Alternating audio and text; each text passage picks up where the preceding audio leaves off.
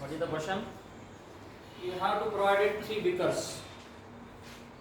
In first beaker, dilute solution plus alcohol. In second beaker, alcohol in the free state, and in the third beaker, alcohol in vapor state.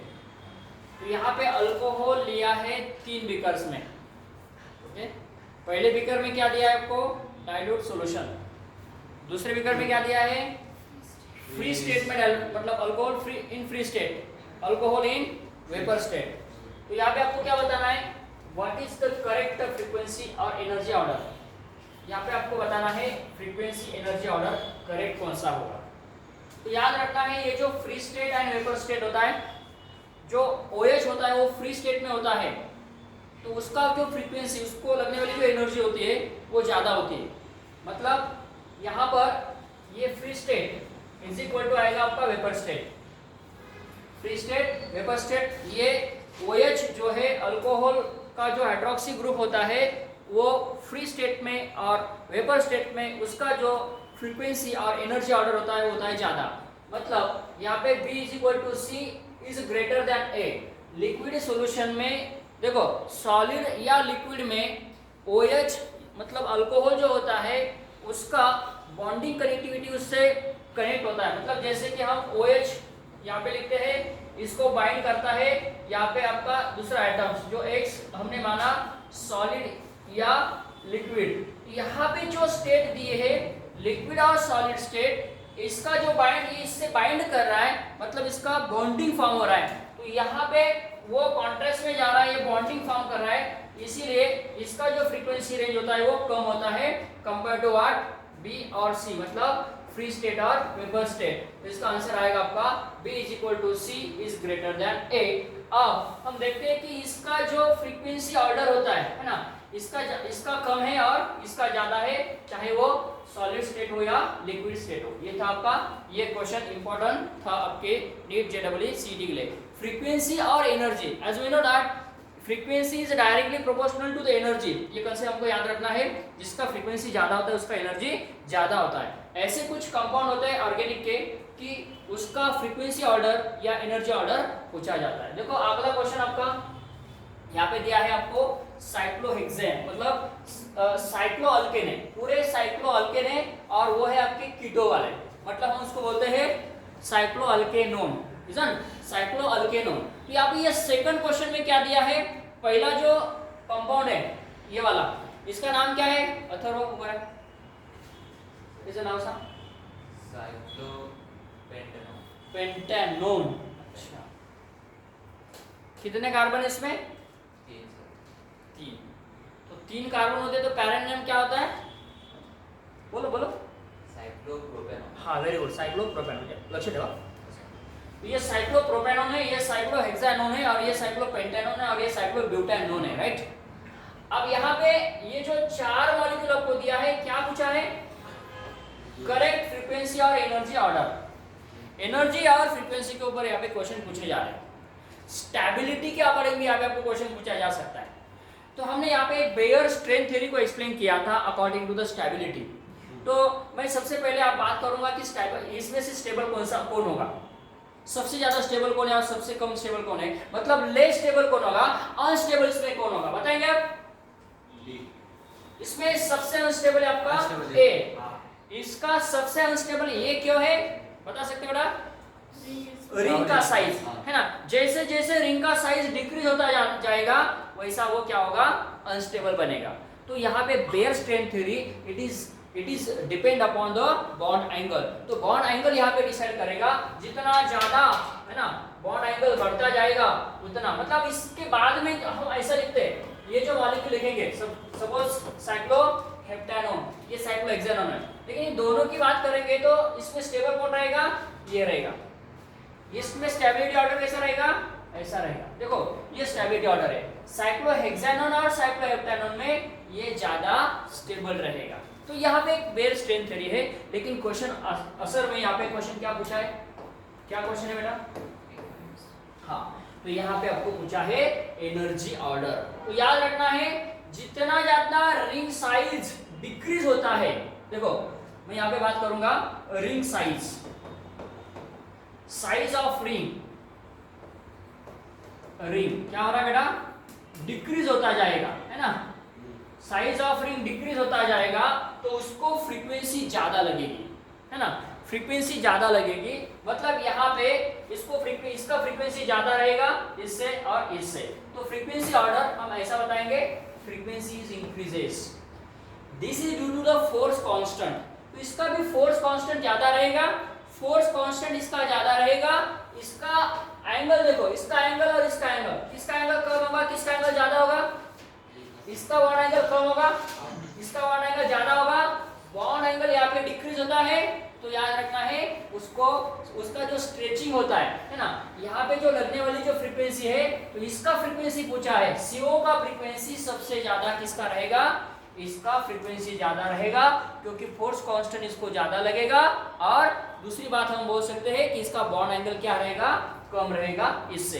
तो bond angle कम होना, frequency ज्यादा रहेगी, और उसका जो strength है, force constant है, तो इसका फोर्स कांस्टेंट ज्यादा होगा। तो ऑर्डर कौन सा करेक्ट आएगा बताओ, कौन सा ऑर्डर करेक्ट आएगा बताओ, ए। हाँ, फ्रीक्वेंसी की बात करें ना, तो यहाँ पे आंसर रहेगा आपका पहला आंसर यहाँ पे करेक्ट होगा। तो यहाँ पे A is greater then B, C and D, मतलब इसका फ्रीक्वेंसी ऑर्डर ज्यादा रहेगा, एनर्जी इसको ज्यादा लगेगी। चलो next question, very important question. यहाँ पे देखो CO को क्या किया है, सर्कल किया है ना। CO को स्ट्रक्चर सर्कल किया है और उसके बारे में पूछा है, क्या पूछा है बताओ, अमॉन्ग मतलब ABCD, yes, shows the highest energy of the CO group, highest energy order किसका है, किसका पूछा है, CO का पूछा है। अब यहाँ पे कौन सा हम यहाँ पे गेस लगा सकते हैं, तर्क कौन सा लगा सकते हैं कि इसमें जो एनर्जी लगने वाली है CO का एनर्जी मतलब C++O, मतलब कीटो वाला जो फंक्शनल ग्रुप है, कार्बोनिल वाला जो फंक्शनल ग्रुप है, तो इस कार्बोनिल, इसमें से 4 ऑप्शन में से किस मॉलिक्यूल का फ्रीक्वेंसी या एनर्जी ज्यादा रहेगा और किसका कम रहेगा। हाईएस्ट पूछा है ना, हाईएस्ट एनर्जी किसका रहेगा और फ्रीक्वेंसी किसका रहेगा। हाँ, तो यहाँ पे देखना है हमको कि ये इलेक्ट्रॉन डोनेटिंग है, ये भी इलेक्ट्रॉन डोनेटिंग है और ये भी इलेक्ट्रॉन डोनेटिंग है, लेकिन यहाँ पे ये इलेक्ट्रॉन विथड्रॉइंग है। अब ऐसा क्यों होता है पता है, जब हम यहाँ पे इसका रेजोनेंस करते हैं, देखो इसका रेजोनेंस कैसा होता है, ये ऑल इलेक्ट्रॉन डोनेटिंग ग्रुप है तो ये ऐसा जाएगा, यहाँ पे पाई बॉन्ड है, ये पाई बॉन्ड ऐसा जाएगा और ये पाई बॉन्ड ऐसा जाएगा, मतलब C और O के बीच में क्या फॉर्म हो रहा है बताएं, समझ में आ रहा है बेटा क्या हो रहा है, ऐसा बन रहा है ना, ये पॉजिटिव और यहाँ पे निगेटिव, मतलब ये जो है ये बॉन्ड कैसा बनता जाता है, कार्बन ऑक्सीजन सिंगल बॉन्ड बन रहा है। तो याद रखना है कार्बन ऑक्सीजन सिंगल बॉन्ड का इसका फ्रीक्वेंसी रेंज, मतलब उसको एनर्जी, मतलब बॉन्ड ब्रेक करने के लिए एनर्जी उसको कम लगेगी। क्यों, देखो हम बोलते हैं कि यहाँ पे बॉन्ड ऑर्डर की बात करते हैं, स्टेबिलिटी की बात करते हैं, तो कार्बन ऑक्सीजन सिंगल बॉन्ड है, कार्बन कार्बन डबल बॉन्ड है, और दूसरा एक आता है आटम में कार्बन ऑक्सीजन, यहाँ पे ट्रिपल बॉन्ड होगा। तो यहाँ पे हम बताएंगे कि फ्रीक्वेंसी है ना, फ्रीक्वेंसी किसको ज्यादा लगेगी, एनर्जी किसको ज्यादा लगेगी ब्रेक करने के लिए, किसको लगेगी, इसको ज्यादा लगेगी। तो क्वेश्चन समझो क्या है, यहाँ पर ये जो 4 मॉलिक्यूल दिए हैं, इस 4 मॉलिक्यूल में से किसको एनर्जी ज्यादा लगेगी बॉन्ड ब्रेक करने के लिए। देखो ये डोनेटिंग है तो यहाँ पे रेजोनेंस हुआ, सिंगल बॉन्ड बना, बराबर है नहीं, इसका भी वैसा होगा या नहीं होगा, बिकॉज ऑफ इलेक्ट्रॉन डोनेटिंग, इसका भी वैसा होगा बिकॉज ऑफ इलेक्ट्रॉन डोनेटिंग। तो यहाँ पे CO सिंगल बॉन्ड हो जाएगा, इसका भी CO सिंगल बॉन्ड हो जाएगा, इसका भी CO सिंगल बॉन्ड हो जाएगा, लेकिन इसका CO सिंगल बॉन्ड नहीं होगा। क्यों बताओ,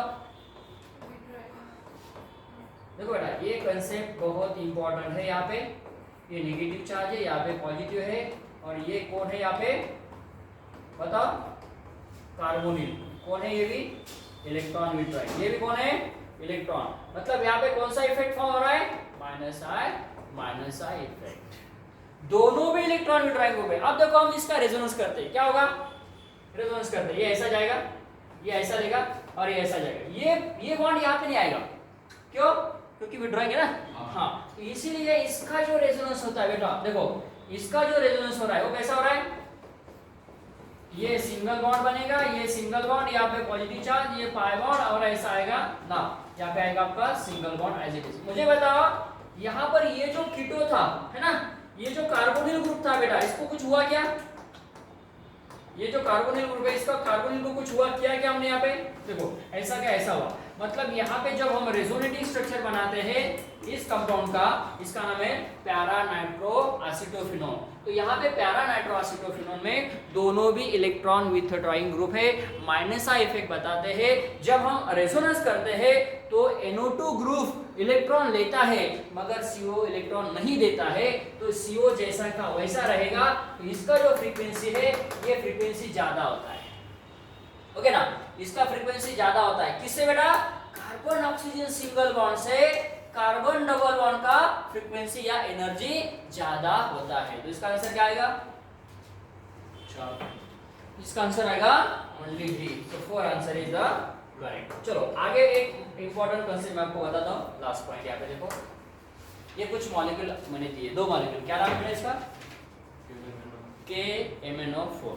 अब मुझे बताएं KMnO4 का नाम क्या है, बताओ? Potassium permanganate. इसका हम स्ट्रक्चर निकालते हैं, कैसा निकालेंगे स्ट्रक्चर बताओ? Mn double bond O double bond O, यहाँ पे डबल बॉन्ड आएगा, ओके एकदम करेक्ट। यहाँ पे डबल बॉन्ड और यहाँ पे नेगेटिव चार्ज। अब सबसे पहले क्या करना है, इसका ऑक्सीडेशन स्टेट निकालना है। निकालो, मैंगनीज का ऑक्सीडेशन स्टेट निकालो। बोलो इसमें से ये इंपॉर्टेंट क्वेश्चन है, KMnO4 के ऊपर क्वेश्चन आएगा। तो ये KMnO4 में KMnO4 का नेचर क्या है? वो एक पैरामैग्नेटिक है या डायमैग्नेटिक है? बताओ क्या करते हैं। देखो मैंगनीज का ऑक्सीडेशन स्टेट क्या है यहाँ पे बताओ, कम ऑन बच्चा। -2 +2 -1 +1 -1 +1 -2 +2, बोलो कितना आया? +2 +2 +1 +1, 1 2 3 4 5 6 नहीं, KMnO4 कुछ तो उधर है यार, KMnO4 नहीं, ये ऐसा नहीं रहेगा। स्ट्रक्चर यहाँ पे रॉन्ग हुआ, स्ट्रक्चर रॉन्ग हुआ बेटा। कैसा आएगा? Manganese double bond O double bond O, यहाँ पे ओके और यहाँ पे डबल बॉन्ड, एकदम करेक्ट। अभी स्ट्रक्चर करेक्ट है क्लियर? जब 4 लेते थे तब वहां पे वैसा होता था। यहाँ पे देखो ये -2 है, क्या आएगा बताओ बेटा? ऑक्सीडेशन स्टेट -2 +2 -2 +2 -2 +2 -1 +1, बोलो कितना आया इसका? +7। तो मैंगनीज देखो, मैंगनीज इलेक्ट्रॉनिक कॉम्बिनेशन के आउटर मोस्ट 4s2, बोलो बेटा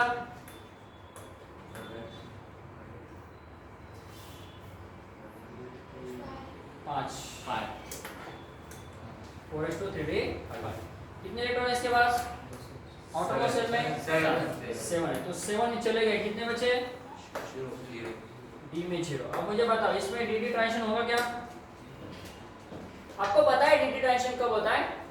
कैन यू टेल मी? इसके D में कितने इलेक्ट्रॉन है बताओ?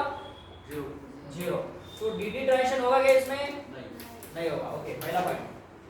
दूसरी बात मुझे बताओ, ये जब KMnO4 है, मैंगनीज में +7 ऑक्सीडेशन स्टेट आया तो D में 0 है, तो ये पैरामैग्नेटिक रहेगा डायमैग्नेटिक रहेगा? D ऑर्बिट में 0 इलेक्ट्रॉन्स है, D ऑर्बिट में 10 इलेक्ट्रॉन्स है। हाँ, जब D में 10 इलेक्ट्रॉन होते हैं बेटा, जब D में 0 इलेक्ट्रॉन्स होते हैं तो वो होता है ऑलवेज डायामैग्नेटिक। Very good. तो ये है आपका डायामैग्नेटिक। देखो यहाँ पे आपको ऑप्शन दिए जाएंगे, डायामैग्नेटिक, ये है आपका डायामैग्नेटिक, ओके।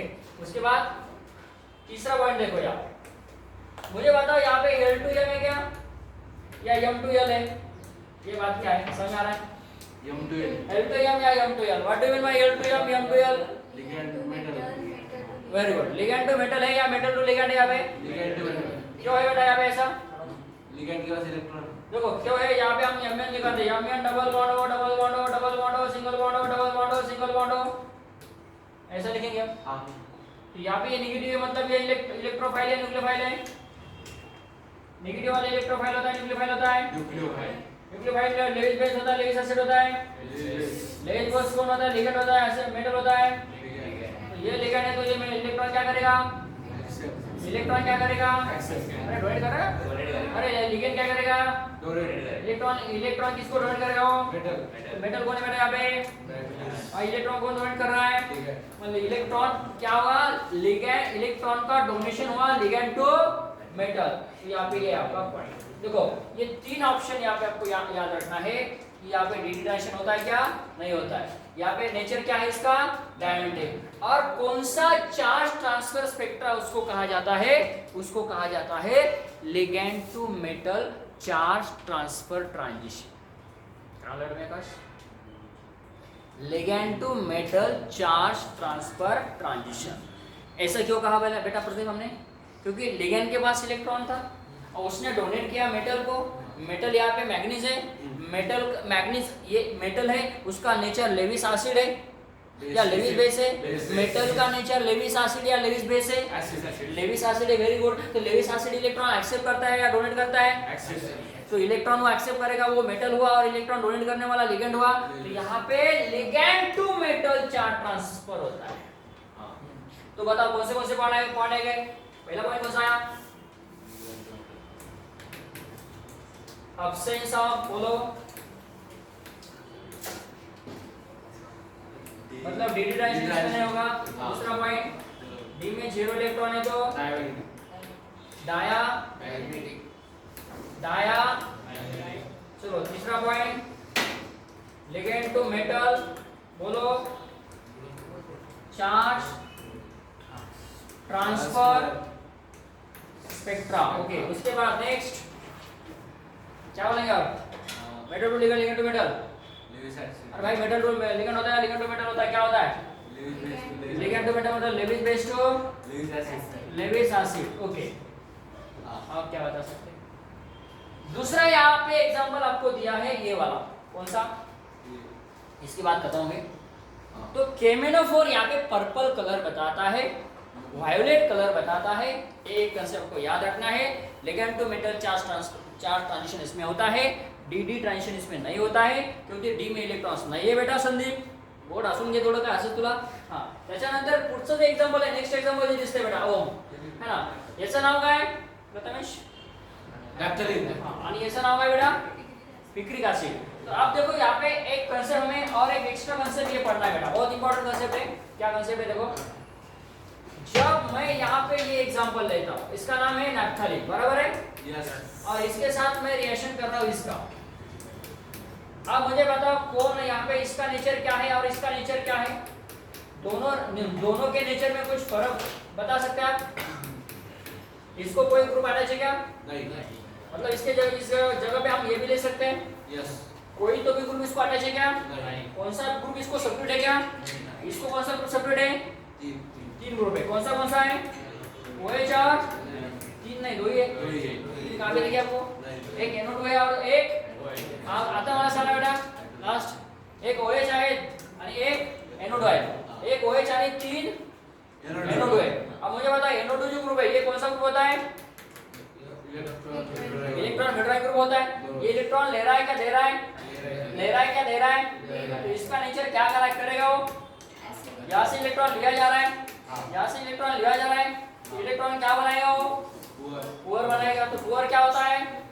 इलेक्ट्रोफाइल होता है। इलेक्ट्रोफाइल क्या होता है? इलेक्ट्रॉन डेफिशिएंट होता है। इलेक्ट्रॉन डेफिशिएंट होना, इलेक्ट्रॉन पुअर होना है। वो इलेक्ट्रॉन एक्सेप्ट करेगा, डोनेट करेगा, वो लेगा या देगा?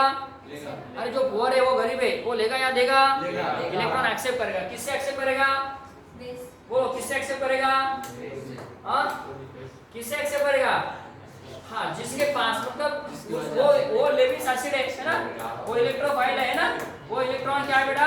पुअर है कि नहीं? तो ये यहाँ से इलेक्ट्रॉन एक्सेप्ट ऐसा करेगा। कौन किसको इलेक्ट्रॉन दे रहा है? इलेक्ट्रॉन क्या कर रहा है इसको? तो ये क्या हुआ? ये क्या कर रहा है? अरे भाई सुनो, बहुत इंपॉर्टेंट है। ये क्या कर रहा है? ये क्या कर रहा है? किसको कर रहा है? अरे बोलते जाओ थोड़ा सा। ये कौन है? ये कौन है? अरे ये कौन है? ये कौन है? और ये कौन है? तो बोलो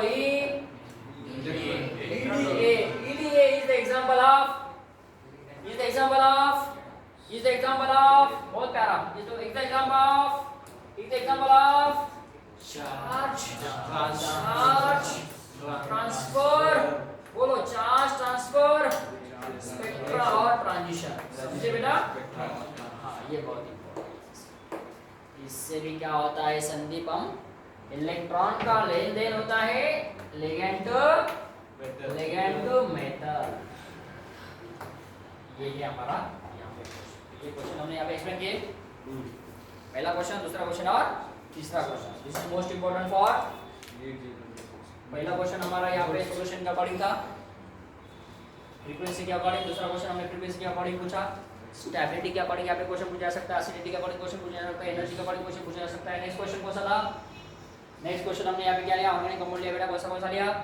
प्यारा अमीनो एसिडोफिनोन, प्यारा नाइट्रो एसिडोफिनोन, प्यारा हाइड्रोक्सी एसिडोफिनोन, प्यारा मिथॉक्सी एसिडोफिनोन। ये 4 कंपाउंड लिए और इसमें स्ट्रेचिंग मतलब फ्रीक्वेंसी पूछा किसका?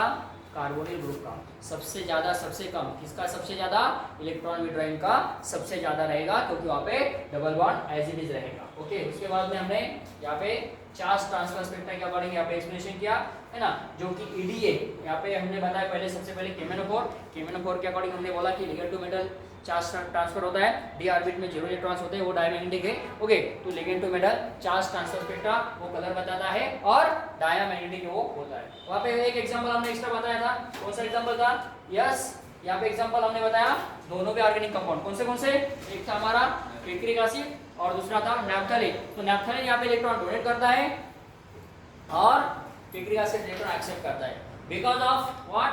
Electron acceptor picric acid, because which contain the 3 electron withdrawing group, that's why it create the acidity itself, it create the electrophilicity, है ना। तो वो इलेक्ट्रॉन पुअर हुआ, वो इलेक्ट्रॉन डेफिशिएंट हुआ, वो इलेक्ट्रॉन डेफिशिएंट है, इलेक्ट्रॉन पुअर है, मतलब वो कौन सा रोल प्ले कर रहा है?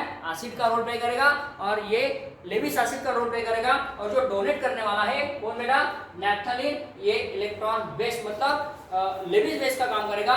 इलेक्ट्रॉन डोनर, इलेक्ट्रॉन एक्सेप्टर, इस कंसेप्ट को हम ऐसा भी कहते हैं EDA, electron donor acceptor concept. And this is one of the example of yes charge transfer transition और चार्ज ट्रांसफर स्पेक्ट्रा और चार्ज ट्रांसफर इलेक्ट्रॉन। तो देखो बेटा ये वर्ड याद रखना है। इसके अकॉर्डिंग आपको एनर्जी, फ्रीक्वेंसी और स्टेबिलिटी के अकॉर्डिंग क्वेश्चन पूछा जा सकता है। ओके।